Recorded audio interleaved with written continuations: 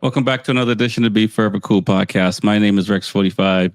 And this evening we have Tristan from Florida Moto Talk, man. Welcome to the show. How you doing tonight? Good, man. I'm good. Thanks for having me. Finally starting to recover from the freezing cold weekend at Jennings that I did with COVID, like a really smart person, Oh, wow. and starting to feel like a normal human being again. So glad to be here. Well, you're better than me because even though I grew up in Boston, and so I should be familiar with the cold, but I was born in Jamaica originally, so I went to Boston when I was a kid. So it's been pretty cold this last couple of weeks. Not like north or whatever's going on this weekend now. But I did think like, when am I going to go do a track day? So when you mentioned that, I'm just like, well, it's still kind of chilly. I'll wait till it's at least a little bit warmer than what it is. But we'll talk about Jennings as the show goes on, man. But let's talk about how you got into bikes. What was that like for you? Where you I'll say fortunate, like some of these kids that can they can get on a bike at like 3 or 4, or it's like a dream, and then you get out of college, and in my case, later in life, then I said, hey man, it's now or never to get on this bike kind of thing. What was that for you when you first got introduced and got on a bike? Well, I mean, so basically, my whole life, there's always been a minimum of 3 motorcycles in the garage. Um, so I've got pictures of me as a baby sitting on a Yamaha. I don't know what they called them then, FZ 750 maybe. Yeah. Um, and my mom had an old Honda 250, and then my dad had a Ducati 916. So there actually was a while where there were only 2 bikes. He had the 916 for almost 30 years. And then he also had a 80s Ducati Panta 600. Oh, wow. So I grew up around it. Um, and I kind of kept messing with my parents. Like, I had a job from when I was 14, and I was like, when I turn 16, I'm buying a bike. And they were like, no, just absolutely not. Um, so I ended up buying a truck and did that for a while. And then I was like, all right, well, it's my money. I'm going to buy a bike. I'm going to sell the truck and get a bike. Right. So I kind of ended up conning my dad into getting me a bike so they could kind of control things more. Right. Now, did they So say I why started. they wouldn't get you a bike? Because I'll say you might be the first person on the show where both parents rode, but the parents wouldn't let the kid ride. Yeah. So, and my mom wasn't like crazy about it. Like she liked it, but it was, once me and my sister came along, she was like, we can't both be out on the bike together because if something happens, like, Right. that's going to be a whole disaster. So, I mean, basically because my dad rode as a kid and Yeah. almost killed himself as a kid. I think he like obliterated his pelvis in a crash. He actually grew up in Africa. Um, and yeah, he spent a long time in the hospital, and then kind of, I think, originating from that injury years and years later, he still threw a blood clot from his ankle. So he was messed up. So it's I think they were trying to keep me out of that, and I think it was mostly my dad. I think my mom was like, look, I told you, if you keep the bikes, he's going to want to ride. Right. So eventually they just kind of caved, because you can't really argue with the fact that I have a job and I have money. I can kind of do it. So Right. it's but it was smart the way he did it, kind of, instead of me being an idiot and buying like a 600 or something to start. Right. And this was 17 years ago now, so there weren't all the like 300s and 400s and stuff we have now. The only real option was one of those crappy Ninja 250s that hadn't changed since it was designed in 1984, or a Suzuki GS 500F. Gotcha. Yeah. And I'm 6'2", so that Ninja.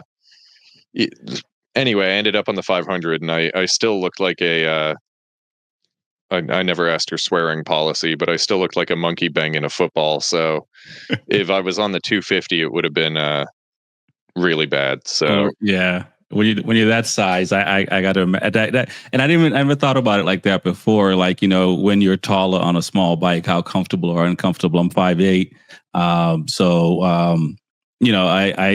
race a couple of RC 390s, so they may have a little bit more room than the Cowie back then and stuff like that.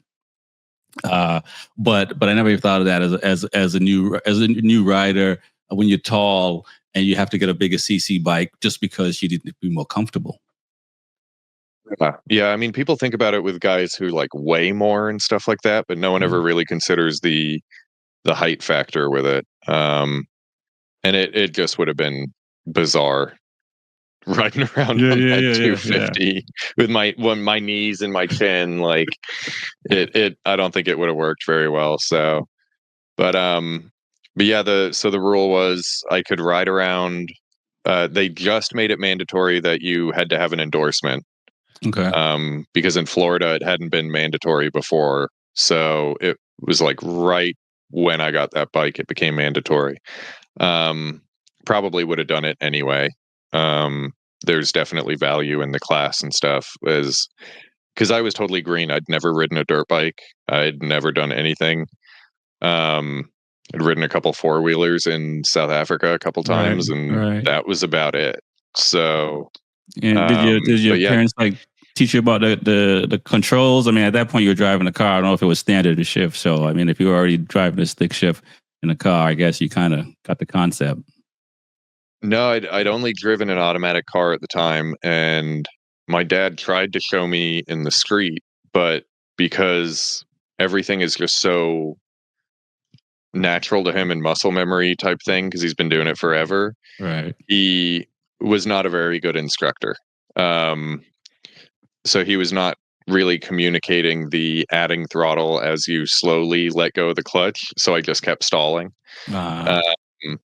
But as soon as I went to the class, I got that figured out, passed the test and everything. And so then I was allowed to ride in the neighborhood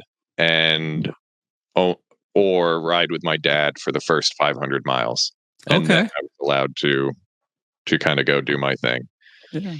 But that's probably all you need too, is like a good 500 miles to get comfortable enough. I mean, not that you need to be a pro racer or anything like that, but at least to feel like, I can go ride, 500 miles easy. Yeah. Yeah. And I lived in a neighborhood where there was like 3 neighborhoods connected. Yeah. So I kind of actually had some real estate to ride in. And, the bike sounded like a sewing machine. So it's not like I was pissing off the neighbors. So, and I wanted a bike so bad. I can't tell you how many laps I did around that neighborhood. Just getting those miles in, trying to get to that 500 miles. So, yeah, I'll tell you, my first bike, I put 11,000 miles on in like 7 months. Yeah, that's how I wanted to just get some seat time on the bike and just be as comfortable as possible. So yeah, I can see that, especially wanting a bike for so long. And so did you start doing long rides after you got to 500 miles? What happened after that? Yeah, so I mean, eventually, pretty much right around then, I ended up selling the truck to my dad because he was starting to get into track days.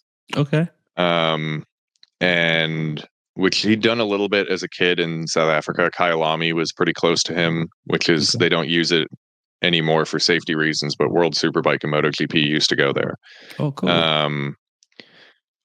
So he was getting into that. So I sold him the truck, and then I didn't own a car for like 15 years after that. It was bikes only. Oh, wow. So, I was able to cheat a little bit as a kid. Every now and again, I could borrow mom's car or something like that. But for the most part, I only had the bike, and that's all I wanted. So yeah, I started riding to school. My school was like 30 minutes away. So that was an hour of seat time every day, just getting to school and back. We had a really cool motorcycle cafe in town. that was owned by a road racer. Okay. So I spent a lot of time skipping class and going there. And then, doing Sunday rides with some of those people and stuff. But for the most part, I was always kind of a do my own thing. Yeah. And I just ride, man. Like just do Wow. whatever. But And it was good timing for my dad getting into the track, because within 9 months of getting my license, I did my first track day. okay, cool. So, and was that on the same bike you started on? Yeah, that was on the 500. So I think I ended up doing 3 track days on that bike, and then I was starting to be like, all right, well, I'm getting something better. And again, to kind of prevent me from getting on a 600 or something like that, they helped me pick up a SV Oh, 650S. cool. Yeah, I started on the SB 650. I 2003. I bought a my friend's old race bike, and that's a good bike to learn how to ride on. What year was the SV? And you said it's 17 years ago. So what are we looking at? Like around that time, 2002. I think it was an 05, 03 or 05. I can't remember now. But it was the fuel injected, so it was the Gen 2. Yep. So I had that for a while. Then I crashed someone else's bike and had to pay for it by selling mine. Wow. So I was out of the bike for like 6 months to a year, and then I got a Gen 1 SV650S, the carbureted version. I don't think they do that anymore. If you crash somebody else's bike, that you don't pay for it anymore. Yeah, well, it was a friend's bike, and it's like, you're not gonna leave him high and dry. Right. Yeah. It turns out he didn't even really. It's a whole story, but he didn't even really own that bike anymore. But he was more than happy to take my money. So it was. Oh man, that's a whole other fiasco. But yeah. I played a stupid game and I won the stupid prize, and I had to pay for it. So listen, that's all you can do is just be who you can be, and think about your own character in situations like that. So wow. And so like timeline wise, was that around 05 you were also going to the track, or was it sooner than that? Later than that? It was later than that. So it would have been like 07. Okay. When I got my license. Yeah, 17 years ago. Yeah, 2007. I think. And yeah, so I did those first track days on the GS500 in 07. Then I did a few on the SV through 08 and 09. Got you. And that was when I, really started to pick up some pace and stuff. And then I did one like a few years later on the carbureted SV, but otherwise I just never really went again. Oh wow. I went to college. Yeah. I dropped out. I went the wrong direction for a while. I struggled with alcoholism for 10 years. Yeah. So I had a 12-year gap where I never went to the track. I was still riding on the street and stuff, but never went to the track. So I just got back into it like 13 months ago was my first time getting back. But I've done like 17, 18 track days since in that time type of thing. So and in between, the time of stepping away and stuff like that, were you trying to get back into riding, or you track days because you were still riding a street bike, or it's just at that point your street bike was enough and you just rode? I mean, that's all. And was it the same bike, or did you change street bikes as well over that time period? I mean, I had a CBR 954 for a little while. Then I had a V-Scrum 1000 for a while. And then, to be honest, the drinking was getting so bad that I kind of ended up just selling it for almost nothing just to get away from it. Got you. Safety reasons. I didn't have the willpower or the ability to stop drinking, but I did have the ability to get away from the bike, because I knew that wasn't going to end well. Right. Yeah. That's one of the Um, hardest thing is to, I hear people drink and ride all the time. And, I don't like you, ride in early. Well, not riding early, I mostly ride by myself. I mean, there's a couple of people I rode with in Mass. But for the most part was by myself. But I would hear a story of, clubs and stuff and they go to party and drinks and then they want to race afterwards and stuff like that. And yeah, some yeah. people get in trouble that way, but that's different than not being able to make a choice when it comes to alcoholism. Yeah, I mean it's the joke is I was drinking professionally. So not that any of it is a joke. It wasn't fun. It was an awful time in my life, but um I'm not afraid to talk about it and stuff because if there's you never know who's listening Right. and who might be struggling with something similar and wondering if there's any way out type of thing. And but yeah, to be totally honest with you, fantasizing about getting back to the track and stuff was something I did nonstop. I mean, it was all I wanted to do. Um, Right. and there was a while there where I really thought it probably would never happen again. But I still just always fantasized about it. I still followed the racing as much as I could, and the people I used to know from that scene and stuff like that. Um, I met John the first time at a Jennings track day, Gotcha. who you spoke to just recently. And we stayed in contact with that motorcycle attachment through all of my nonsense. Um, so yeah, once I got things straightened out, I got sober, and it took a while. I had a year or so of a crappy job, and just padding that resume back up, and then Right. make that next step. And it was from day one. The plan was get another track bike, get a Gotcha. trailer, and here I am now, for just over 4 years after getting sober, and I've got the SUV, a trailer, two bikes, and I'm going to the track constantly. So Right. And what was the thing that, or things, or that made you finally, make the breakthrough? Because I assume prior years you were trying, you must have been trying as well, and just couldn't get there. So what was the thing that, or things that got you over the hump to say, okay, I'm gonna take this day at a time and get through this. yeah, it was really just like everyone says. I finally hit that rock bottom.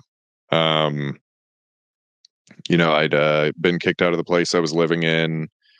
I got sober on my own for like 9 months, which was enough that my mom, in an attempt to helped me out with a car, and and then that was going good for a little while, and then of course it fell apart again. So I got kicked out of where I was staying. I was living in my car. Um, I was scrounging for cash to keep the engine running and the AC on in this Florida heat, and spending what little money I could find on booze and not food, and um, eventually just ended up going to detox, and then this was all during COVID, so it was really difficult to get in places, but eventually I found a good, like inpatient rehab that kind of just gave me that time to get my head on straight and get cleaned out and refocus. Wow. And it seems so far that you're staying focused and you're getting your life back together. I mean, with the toys you have and having the stable job and stuff like that. Now, did you, in that process, or did you look to the future like that to say, hey, in 5 years, 6 years, 3 years, whatever, I'm gonna I'm gonna get a job that I'm happy with. I'm gonna start getting things, or did you just kind of just was head down and moving, and they just came just through the dedication and the work? It was kind of just head down, um, and moving. I mean, right after I got sober, I had a major health scare. So luckily, I'd put myself in a position where I had good health insurance through a job. and I was able to get that stuff taken care of. So it was like I was just getting on my feet and had been working for 6 months, just gotten a promotion, just gotten the health insurance, and then next thing was I was out for 6 months again. But I took that time and got my body put back together, and then at that point it was like, okay, I'm ready for the next step. So that's when I started looking for an improved or a better job as I was recovering. Right. And then I kind of got lucky. I mean, I was actively looking. I was trying to improve my situation. I just accepted a job, and then my phone rang, and it was someone I've known for a long time who'd also had some had dealt with alcoholism in his 20s and stuff. Mm-hmm. And he was like, "Hey, I've got a killer job if you think you want it." And I try to be a man of my word, so I was like, "Man, I just accepted this other job," but he's like telling me about it, and I'm like, "All right, let me come interview and give them a call." And right then, I was getting my driver's license back and stuff, and it so I was putting in the work, but also the stars all aligned. Right.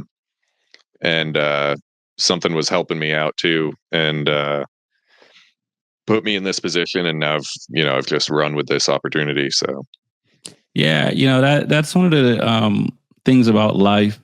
When the stars align, when we all got different adversities that we all have to get over and stuff like that. And you always hear people tell you that things are going to work out. Things are going to work out, that kind of thing. But until you're in it and you're seeing it, and at least I think for most people, at least if you see it once, then it's easier because there's obstacles in life. Things always happen. But at least that, if I do these things and do all these right things, the universe will line up, and I can. I was in a band for a while, and I remember trying to book shows and stuff like that, and how difficult that was, and then being able to go from not booking shows to 1 year booking. I think it was like maybe 18 shows, and the next year was like 30 shows, and then year 3 was like 80 shows. And it just, and through that process, it was like, there were years where we were just creating music and that kind of thing. So the situation is different in the sense that, what you're going through is obviously a lot more difficult, and a lot of people still haven't found their way back. Right. So I know there's definitely difficult, different, but I do understand when you have to put yourself out there and have a leap of faith, and like keep with it, even though it might not feel like things are working out, and then all of a sudden it's like, you get a phone call, or you're somewhere, you're having a conversation with someone, and all these things just start to line up. And really, change your life and stuff like that. So, not the conversation I was anticipating having, but it is an important, one, because we all know people who are going through things like this, and we all know people who are struggling in life, and for some people, the years are longer. I've friends that, 20 plus years, and they're still struggling. And everybody is on their own time, you know what I'm saying? And so that's the hardest part, when, your friends and your family are looking and saying things, and, if you're not ready to hear it, it's really hard. And as a family member or someone that cares, sometimes it's hard to understand that, like for me, it took, I used to always think that if I could do something, anyone can do it. And it took me a little bit to realize that that's not the case. And for everyone, it's different. And there are a lot of things that I don't know. You know what I mean? Where it was just like black and white before. Like, come on, no. It's like, no, there are levels to it. And going through stuff like that. And I lost my son in 2017. So, and that is something this is my first time sharing it on here. And that is something I talk about. So I know about like the struggles of, keeping your life together and holding that together. So I don't want to make light of it. And it is very difficult. but I'm glad that you're doing well and you're back on the track. And so let's talk about how you got back to the track.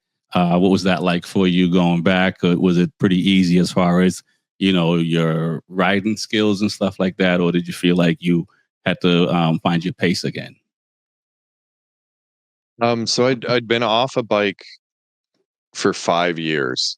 And then I bought a bucket list bike of mine in May of 23. So I bought a Ducati 749S. The thing was in bad shape. Subframe was snapped, and the guy had still been riding around on it like that. It didn't feel right. I didn't know what it was supposed to feel like, but I knew it wasn't right. So I fixed the subframe right away, and I rode it a little bit, and then I took it in for the Desmo service, and every valve in the thing had to be replaced.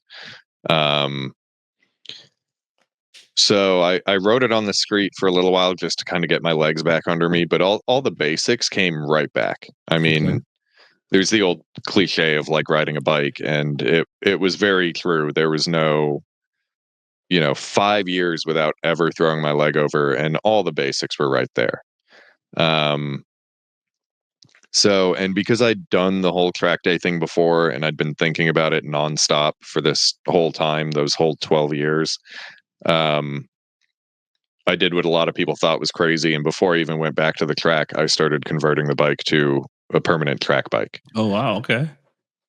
So, took the headlights off, got the fairings, took everything I could off of that thing. I put a slipper clutch in it. The S model already comes with from the factory with the race Termi exhaust on it and stuff like that. So I didn't have to monkey with that stuff, but learned a whole lot in the process. I'd never really built out a bike before. I just kind of what I had. Yeah. Isn't that fun? And then I just, yeah, it's painful at times, but yeah, there's parts. I'm so glad I did it. I don't want to do it again, but I'm so glad I did it. And then, bought the trailer, all that stuff, and hooked that thing up to my crappy 20-year-old Ford sedan, and left here at 3:00 in the morning one Saturday, and drove to the track. And wouldn't you know it, I pull up at the racetrack, and one of the guys doing the control riding that day was a guy my dad used to endurance race with. Oh, no kidding. So, and his son, who now races in Moto America, who last time I'd seen him was 3.5 feet tall. Oh. So it was as soon as we pulled up, the first two faces I saw, it was holy crap, I still know people doing this. So it was, that was really comforting. Right. I'm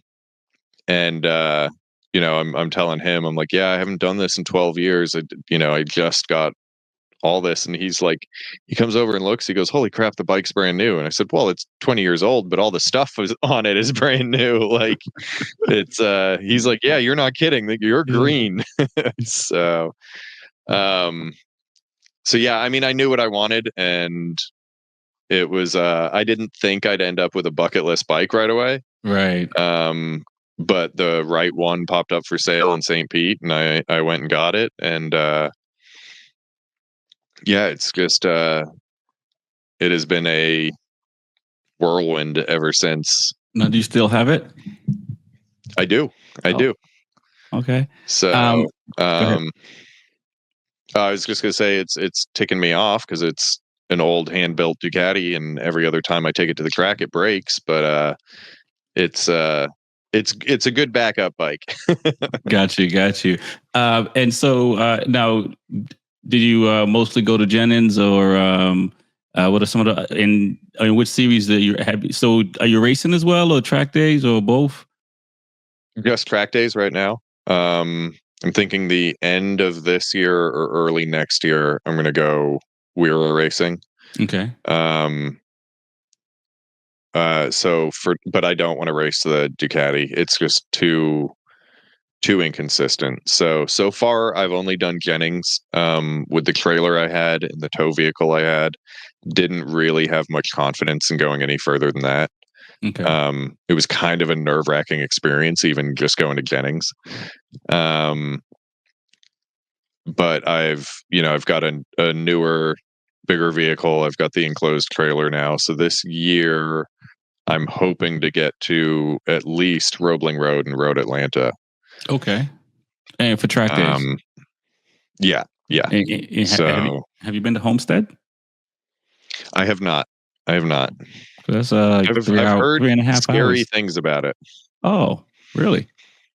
Yeah, with the concrete patches and every apex and stuff like that. I think I've been there enough that I don't even notice it anymore. I just run right over it now. This, like it's just the road surface changes, so it feels different. But you don't obviously if it's like there's tracks that get slick when there's water on the ground for sure. But I raced there in downpour. Last year now. And felt fine. And, but when I first started going to the track, I used to not want to run over those squares or, take the inside depending on which turn it's at and stuff like that. So there's only a couple of turns where I think it's 7 to 8, I think is the only turn that you might want to run over it. But the rest of them you can avoid for the most part, unless obviously there's a bike in that spot. Yeah. That kind of thing. Then you got to do what you got to do. But for track days, I think you'd be fine. And like I say, once you get used to it and just not even think about it, you just, and it took a little bit. I mean, I started doing that maybe last year, probably a little bit the year before. I was trying to, but I still was like thinking about it. But yeah, and I started going to that track in 2019. So it does take a little bit, and but I think for people who ride a lot, they'll get over it. So I say all that to say it's 3.5 hours away. So it's a little bit closer than Jennings. Yeah. Well, and I'm spoiled with Jennings too, because it's so smooth out there and stuff. But yeah, you asked about like the pace and stuff. I think I was in the 150s in December. Mm-hmm. And then by February or March, I was doing 130 flat. Wow. So it definitely came back in an accelerated pace than probably it would have for a new rider, but the pace was not there to start. I definitely had lost that. And now I've kind of been fighting with bike issues and stuff. So I'm still plagued at that 130, 131 ballpark and haven't been able to dip into the 20s yet, but I'm hopeful for February 8th and 9th that I'm going to find just that extra little bit and go from there. Got you. And now, are you doing any? What is the training like? Are you, I don't know which track club you're doing the track days with, but do they offer classroom training as well for students? I mean they do. So I'm riding with Precision again in February. I think next time I ride with them, I'm probably going to sign up for one-on-one coaching with one of their coaches. I don't think I'm at the point where I need a pro to be coaching me, but they offer pretty affordable coaching, and I've ridden with and around some of their instructors and stuff before, and they do a good job picking people, and they know what they're doing. As far as understanding lines and like the basics of how to ride the bike and all of that stuff, I've been watching racing my whole life. World Superbike and MotoGP as long as I can remember. I've been playing the motorcycle video games. Like, as far as like lines or racecraft or whatever you want to call it, that's all just like pre-built in at this point. What I struggle with is translating what I know to what I can do. Gotcha. But I've signed up for all 3 of the Yamaha Champion Racing School online classes. Okay. So I'm working my way through those. And then kind of off the track stuff, I'm bad about it, but I'm trying to do better about doing some yoga and stuff. And trying to at least maintain my current body weight. Yeah, that's been hard for me. To lose, but I'm trying to at least stay where I am. Right. But I think it'll get more serious, and I'll be more motivated once I actually go racing, type of thing, because I'm a very competitive person. So Yeah. For me, I did it like backwards. I started riding, got the race bikes, got my race license, and I did in 2013. I got my race license and raced. I've been racing since 2013. Like the first couple of years, just a couple of rounds, but from 2015, at least 6 or more rounds a year. I raced at Loudon in New Hampshire for a bit, so they mostly had 7 rounds. A couple of times, I think now they're down to 6 rounds, but for the most part, since 2015, like a full season with an organization. And I did my first track day in like 2019 after that. So it's like there was a whole bunch of just racing, no track days whatsoever. So now I went from my SV to R6. And I raced the R6 from 2016 up until 2022, and then I bought a RC390 because I wanted to fix things that I wasn't doing right, and like for me the R6 was getting in the way, and my street bikes were Ducatis and stuff like that, so it was different weight and twin versus in line 4 and stuff like that. So I went down to the KTM in 2021, so after the pandemic, and rode both bikes for a couple of years racing, and then in 2023 I raced only the KTM, and last year too, which I feel much better. For me, my issues were braking late. I'm still having issues with braking late, but at least it's better now, and stuff like that. So I was able, learn how to carry more corner speed and stuff like that. But from a physical standpoint, the same thing. I had to start training more in 2015. So I do a pretty good job of staying. I mean, this last year has been crazy staying in shape, but I've done a pretty good job of staying in shape, because I used to get fatigue and sign up for 6 races, but I'm tired after 4. So then I'm not doing 2 races because I'm just, so it was, I had to get recognizing what my body was doing and stuff like that. And then really started training better. So, I try to train like I'm running a marathon. I've ran a couple of marathons, but I try to train like that as far as endurance and stuff like that. I mostly ride a road bike. I don't really run that much anymore, trying to save my knees. But it definitely makes a difference in going quicker.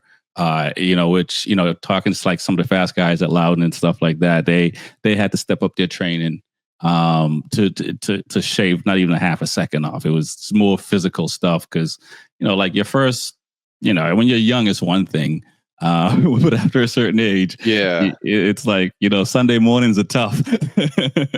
It was so different at 18. So that was interesting for me to started to do, and the racing does help because every year I look forward to going racing, so it keeps me going into the gym and stuff like that, where I really don't want to.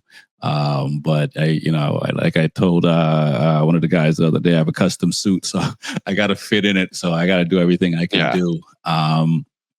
Now, when you race, when the goal is to race wherever in 2026, do you know what kind of class that you'll race as far as CC bikes? So John, who I run Florida Moto Talk with, him and our other buddy Alex, they race 600s. So I think that's going to be where I go. The 749, when it was racing in the early 2000s, was a super sport bike.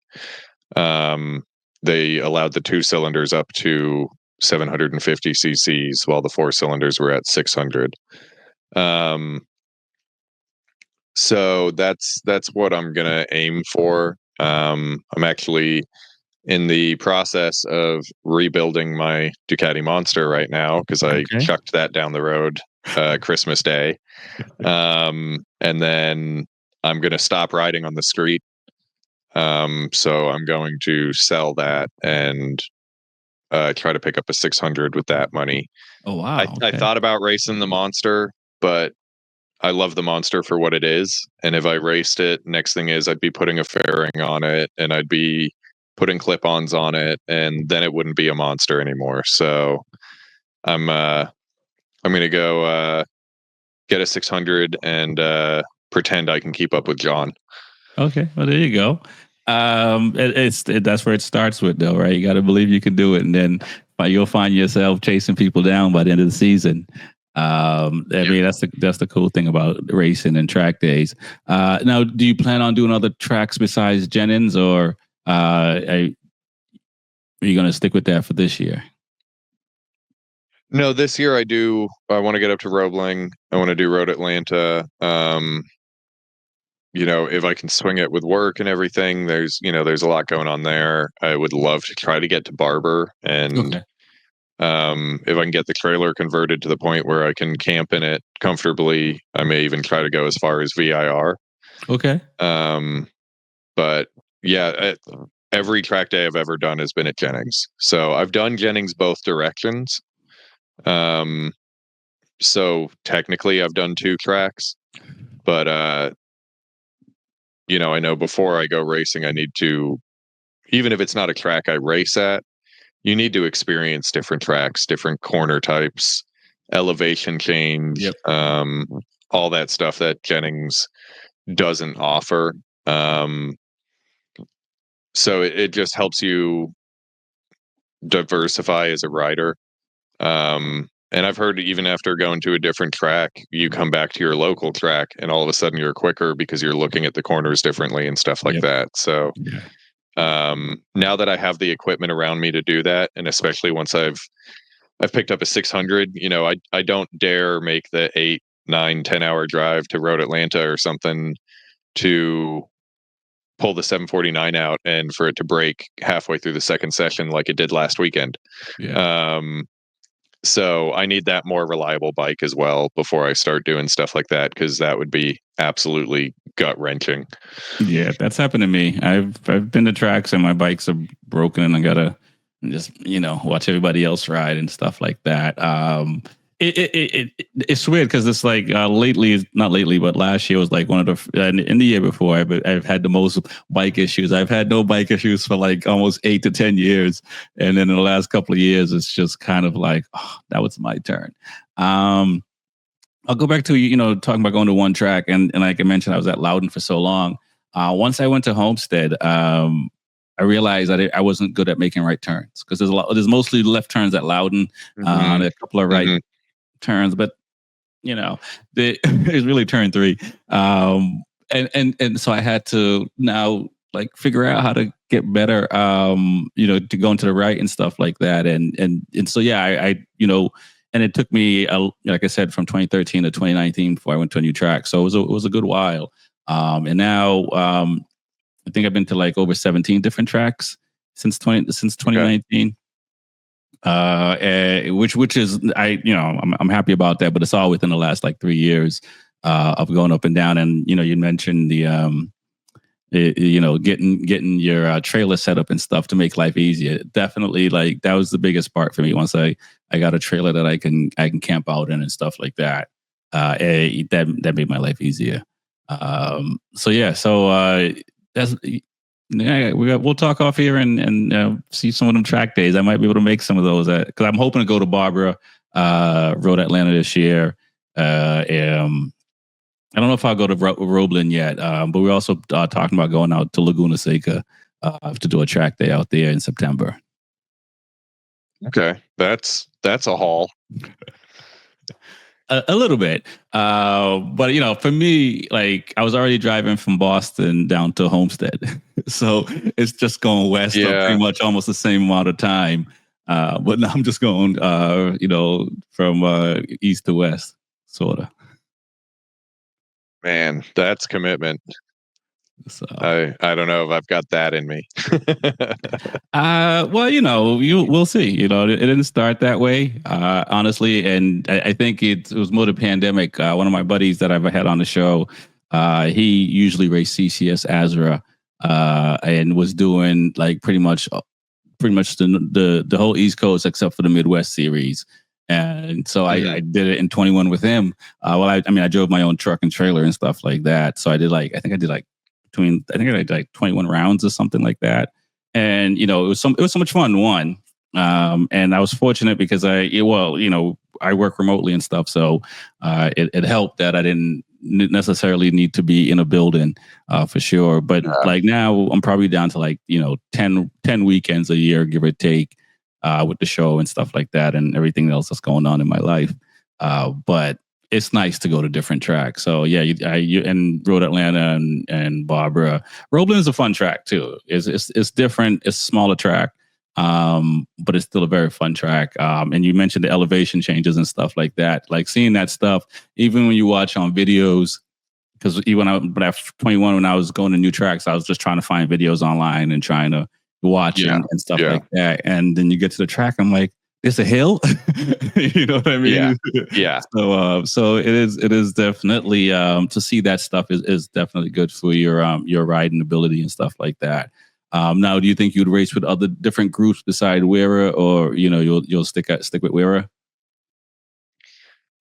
I think I'll start there. It's familiar to me. So that's what my dad raced, and I was his pit crew for a lot of stuff. So I've been to VIR helping him. I've been to Road Atlanta. Nice. I've been to Roebling. I haven't been to Barber yet, but it seemed like a good fit. I've had friends who raced in CCS and said they preferred Wera. I think CCS kind of has a reputation of being more the younger hot shots type thing. Okay. At least a reputation. I haven't raced in any of them myself, but so, and again, it's, I have friends racing Wera, so that's definitely where I'll start. Right. That doesn't necessarily mean that's where I'll stay or that I'll be exclusive type of thing. With my work schedule the way it is, I won't be able to make enough rounds to hunt championships, I don't think. Right. So if it's convenient for me to do one race with Pan America and one race with the Wera and one race with CCS or whatever happens, then that's what I'll do, is because it's about seat time for me. Right. But I also do want to see what I can do in that environment.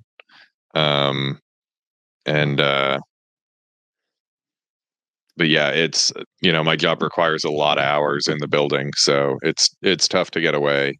And if you've got a couple days built in of just travel, that kind of shoots my whole year. So yeah, no, I hear that, because for me last year I didn't go anywhere, I think, beyond 12 hours to drive or something like that. I think NOLA was the furthest I drove last year, or Barbara. And before, I would do the 30 miles or 28 miles with the trailer, and stuff like that. But this year, I am going to bounce around. So I'm going to do a couple of Wera. I have Wera license. I've had it for the last couple of years, but I haven't just been able to get the schedule to work out, to go to a race. So I did Pan American last year. And that was my first time running with that series. So, and I think I did like one CCS round, and my bike broke. So I showed up, but I didn't race. Yeah. So, yeah. And so this year I'm gonna, and just just with scheduling and stuff like that, I'm just gonna try to pick races that I can fit and just race at these clubs and not worry about championships and stuff like that this year. And who knows what next year will look like. As far as that, it would be nice to do that again, because it's always a little bit of fun, when you're chasing a championship and you're battling with other guys up top and stuff like that. So I will miss that this year. But I'm looking forward to seeing you get out there and race and stuff like that, and hopefully get to a track day. But let's talk about Florida Motor Talk. How did that get started? And let's talk a little bit about that, the podcast.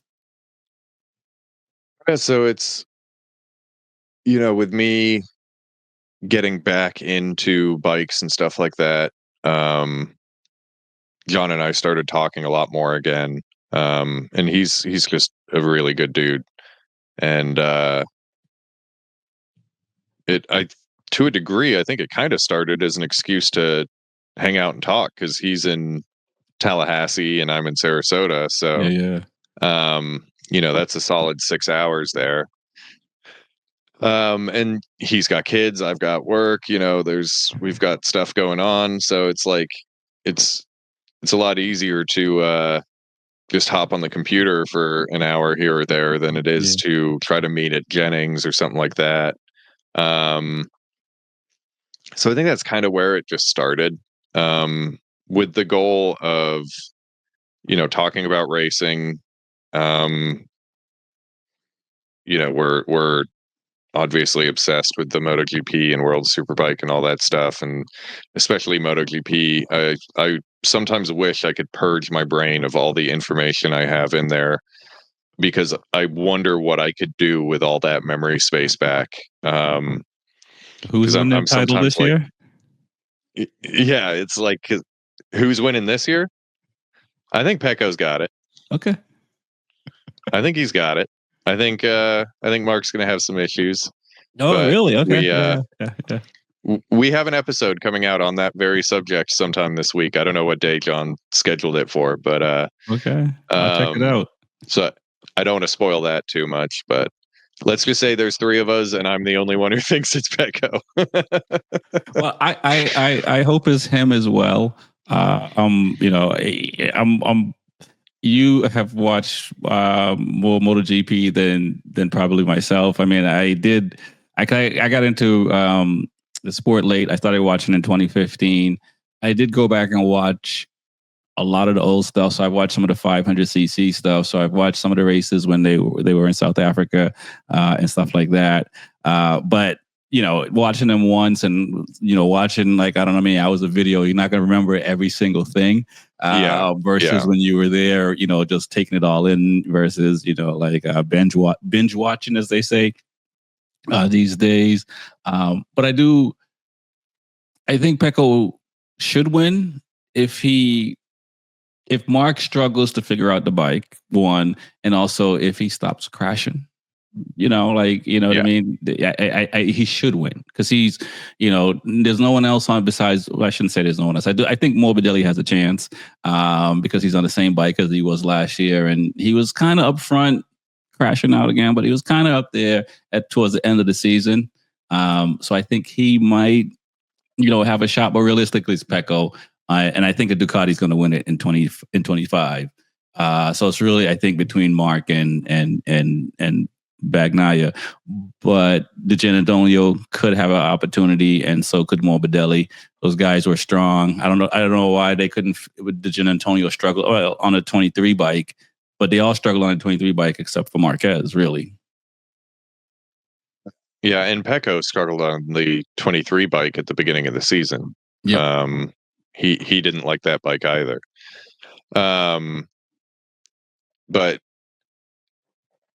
I think all Pecco has to do is find the perfect balance between 2023 Pecco and 2024 Pecco.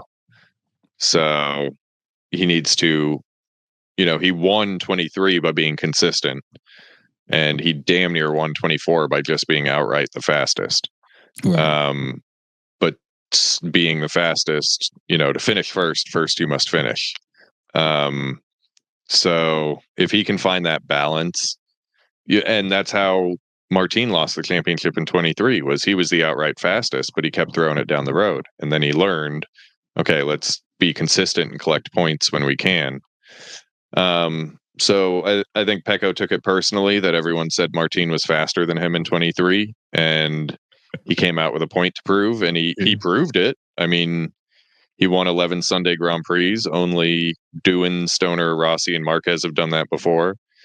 So he proved he can be the fastest, but he then did the same thing Martin did and fell off too much and didn't win the world championship. So I think he's going to come back a little more level-headed, a little more balanced, and there seems to be a learning curve every time a rider gets on a new Ducati, like even if it's just the newer model year.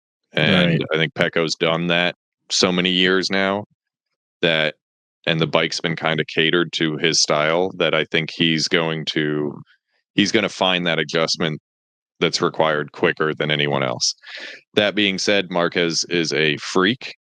Something is wrong with that guy, and he could just come out and blow the doors off everyone. You just don't know.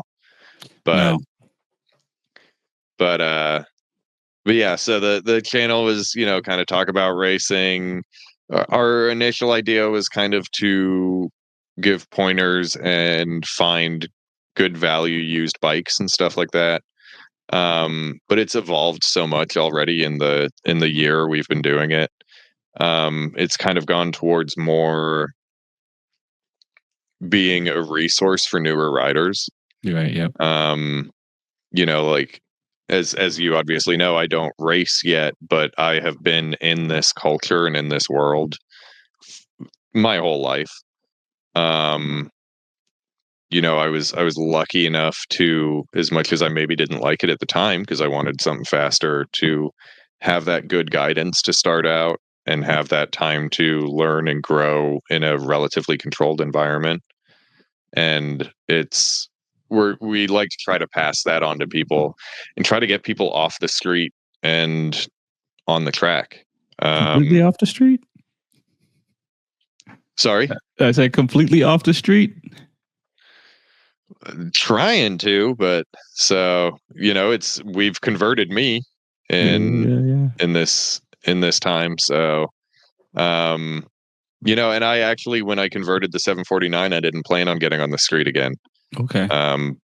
But then another one of those bucket list bikes that I wanted from when I was in high school came up and was in good condition, and then I bought it and then I threw it down the road. So yeah, no, I still like riding on the streets, but again, I mean, I don't ride like, I ride to and from places, and I don't do crazy stuff on the streets and anything like that. But I still enjoy it, and I would have thought after all these years, and I remember hearing races that says they only raced and not ride on the street, and I was just, I wondered if I was going to become that. I mean, I don't, because of racing, I don't do as much street riding because I can't be in two places at once. Especially when you going to and from the track, because sometimes it's 2 days to get there, 2 days to get back, kind of thing.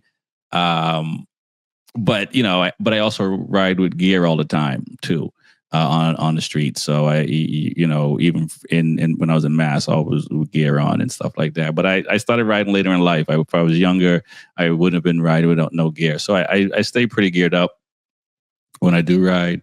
But there's something about, jumping on a bike, after it rains, or in New England when people used to be, lighting firewood in their house and you can smell it. In the car, obviously you don't get all these sensations that you get when riding a bike and stuff like that. So I still enjoy it, but I can see, I mean, I'm not driving, 500 miles a week on the bike or anything like that. Yeah, I mean, I'm gonna miss it. I eat, sleep, and breathe motorcycles. I'm constantly thinking about them, and it's I get twitchy when it's middle of summer and it's too hot to go to the track and you can't ride for 3 months. Like I am not going to enjoy that, and I know the temptation will be back to get another street bike, a little scooter or something. Yeah. But this last crash I had was just, it was so dumb. Like I knew better, and I knew I was on cold tires that were dried out from being heat cycled a bunch, and I still tried to throw it in a corner like I was at the frickin' track. And it bit me. Now, because I wear all the gear, I was totally fine. I rode the bike home and everything, but it's still I don't know, I think about $1,300 lesson plus sore ribs for 2 weeks, and my wrist still hurts. It's and this last weekend at Jennings, if I'd had both bikes, I wouldn't have missed 2.5 sessions. Right. It's now replacing a clutch pack. So yeah, and I don't know. I'm just throwing this out there. I don't know if it would have made a difference, but I find that because I race, like I never on the streets. I'm always just kind of like I could go out on the track and have my fun and my thrill. So I really don't mess around. I don't know if you feel like do you feel like you're like the track day is enough, or it's kind of like you're ready to race, and there's moments on the street where you just want to just get on the gas. I thought I was getting enough track time that I could behave myself on the street. and what I did Christmas morning was prove to myself that is not the case. So if I can't be mature enough to, I mean, I was at the track like a week before that. So and that's part of the problem was I had 2 really, really good sessions on the Monster, and I was just feeling that bike, and like everything was going so perfectly. And if I can't be mature enough to differentiate the 2 places, right, then I need to just remove myself from the situation is where I'm at right now. Maybe in 10 years or something, but I thought I was there. I thought I was being good. I thought I was, I only ride Sunday mornings from 7 to 8. I only ride like Christmas and Thanksgiving with no traffic. And for 3 months before that ride, the road it happened on, I've avoided. I've come to that road every time, and I've gone home instead of hitting it, because I was like, no, I know I'm pushing it too much. And all it takes is one day where you're feeling yourself, and it could have been a lot worse. So yeah, no doubt. I like the podcast and the ideas of having a place that for new riders and stuff like that is the same thing. On this show it was like I was pretty green when I got to the track, and there's people help you out, but when you go, you don't know these things until you're in it. So the idea of having a space where we can go and learn about the track and learn about the things that we need and don't need, and just what to expect and stuff like that. So hopefully once you get there, the experience is better and you want to come back. You know what I mean? Because it's like going to a new track, and sometimes I don't know and it's this dark. I don't know if I'm pulling out on the track at the moment or not, because like I don't know where anything is. You know what I mean? Yeah. And that for me, it's always a little nerve wracking. It's gotten better because I've been to more tracks, and I kind of do more research now and stuff like that, and read the track website and all this stuff. But before I would just be showing up, show up. Oh, well, there's no one here until 7. So now I'm hanging out for like 2 hours because I'm here at 5 in the morning, and I probably could have slept somewhere else, kind of thing. Yeah. So having, a platform to do that and tell people learn about bikes and the whole thing. I mean, I think this is a space where there's not enough information, not enough, people doing it and stuff like that. And so, I think it's pretty dope for you guys, what you're doing and sharing your knowledge. Yeah, and it's like all the popular channels are like the worst examples I can think of.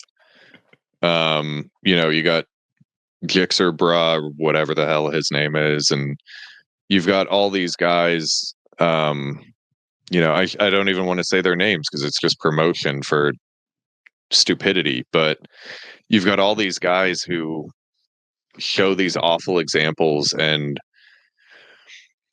we're just trying to counter any of that we can with just honesty and realism. And it's I'd done track days in the past. I've been to a ton of tracks with my dad. And that first time going to Jennings after 12 years, I was still nervous. Yeah. And I know the routine. I know everything to expect. So it got me thinking, and that's kind of when we started pivoting a little bit to, I can't imagine being 20 years old, 30 years old, whatever, not having done this with my dad or anything like that, and just showing up here by myself with a bike on a trailer and not having a clue what to do. And it was like, a couple months ago, there was a kid there, and they don't even tell you where the classroom is for the first timers and stuff like that, Yeah. And I'm telling him, I got him to the classroom and stuff, and then he comes back and he's like, "So now what?" And I'm like, "Well, you're going to be the third group." And I said, "And don't put your right or your left glove on. They're going to want to see your wristband to make sure you're all signed up and registered and everything." And he's like, "Oh, no one told me that." I'm like, "I know." It's so, and we, we're also honest about things like the expense of it all and stuff like that. Like we don't want to see someone show up and wreck their bike that they just took out a big loan on and put themselves in a really bad position down the road. It's guys like Pale Rider, our friend Andy, and guys like you and stuff like that. It's this much more realistic approach and appreciation for the fact that this can be the greatest sport, and it can also be devastating. Like you can get hurt. These things do happen. It's not all wheelies and skids and sunshine. Or expendable cash, these guys who can just chuck cartwheel bikes down the road and just laugh it off. Like that's not the reality of it for most of us. And selfishly, we want the people who are riding around us on the track to be better informed and not following these bad examples and stuffing people into corners at a track day. And it's so it's just about kind of fostering the community and creating riders who get to enjoy this sport for a long time and not, enjoy it for a short time and end up bankrupt or broken. Yeah, I completely agree. When I started, I could have told you I didn't think I would be still racing, 14, 12 years later. Like, and and in the beginning it was, like every baby steps trying to make it work and stuff like that. And like you mentioned, it is better to take a slow approach to it than to trying to jump in because I've seen people come in there with brand new bikes.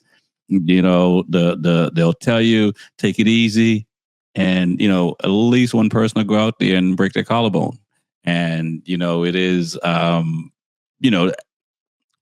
with more information that can only help people. You know what I mean? And that's the biggest thing about it. So and I think it's definitely more information out here today than ever before, which is good. And when I'm in from radio. I did radio in Boston and stuff like that.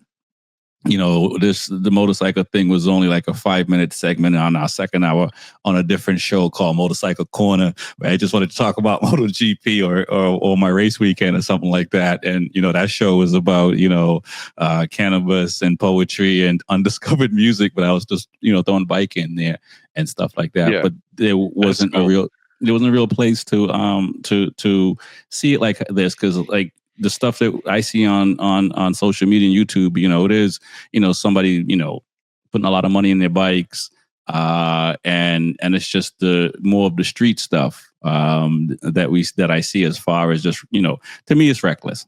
To them, it's having fun. When I was younger, I was into cars, and like I tell people, if it looked like an old lady wanted to race, I would race. I would be ready to race, kind of thing. So I was reckless back then too. I'm not, you know what I mean? I was just in the car at the time, and I was fortunate enough that nothing too crazy happened to me. But that stuff is reckless because there's cars on the road, and these cars are not racing with you and stuff like that. And And, it's like the person doing it may have the skill set. They may know how to do it. They may have it. But the people watching and try to emulate that, they don't have the skill set. You know what I'm saying? And as much as videos that we see people doing wheelie, we see a lot more videos of people chucking their bike down the road and jacking themselves up with little to no gear on whatsoever. And and I know there's a culture behind that. Like there's, and I've been around people that say I've been riding for 40 years and never crashed once, and no helmet, no nothing, all that stuff. But there's a lot of, like I'm in IT and in healthcare and stuff like that. I've talked to a few doctors that one of the biggest things of, people on motorcycle accidents going into the ER, and, if they had on race shoes, they might still have their ankle and stuff like that. And, or if they had on gear,